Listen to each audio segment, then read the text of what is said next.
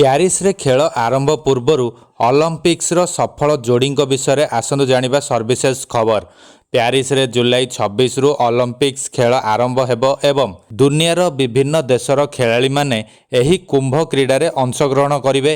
ଖେଳ ଆରମ୍ଭ ହେବା ପୂର୍ବରୁ ଅଲିମ୍ପିକ୍ସର ସଫଳ ଦମ୍ପତିଙ୍କୁ ନେଇ ଚର୍ଚ୍ଚା ଜୋର ଧରିଛି। ଏହି ଦମ୍ପତିଙ୍କ ନାମ ଜେସନ୍ କେନି ଓ ରୋଲା ରହିଛି। ଜେସନ୍ କେନି ଇଂଲଣ୍ଡର ଜଣେ ପୂର୍ବତନ ଟ୍ରାକ୍ ସାଇକେଲ ଚାଳକ ରହିଥିବା ସହିତ ଜଣେ ଇଣ୍ଡିଭିଜୁଆଲ ଏବଂ ଟିମ୍ ସ୍ପ୍ରିଣ୍ଟ ବିଶେଷଜ୍ଞ ମଧ୍ୟ। କେନି ଅଲିମ୍ପିକ୍ସ କ୍ରୀଡ଼ାରେ 9ଟି ପଦକ ଜିତି ସାରିଛନ୍ତି, ସେଥିମଧ୍ୟରୁ 7ଟି କେବଳ ସ୍ୱର୍ଣ୍ଣ ପଦକ ରହିଛି। କେବଳ ଏତିକି ନୁହେଁ, ଜେସନ୍ କେନିଙ୍କ ଧର୍ମପତ୍ନୀ ଲୋରା ମଧ୍ୟ ଜଣେ ପୂର୍ବତନ ବ୍ରିଟିଶ ସାଇକେଲିଷ୍ଟ। ରୋଲା ତାଙ୍କ କ୍ରୀଡ଼ା କ୍ଷେତ୍ରରେ 6ଟି ପଦକ ଜିତିଛନ୍ତି। 6ଟି ପଦକ ମଧ୍ୟରେ ରୋଲା 5ଟି ସ୍ୱର୍ଣ୍ଣ ପଦକ ପ୍ରାପ୍ତ କରିଛନ୍ତି।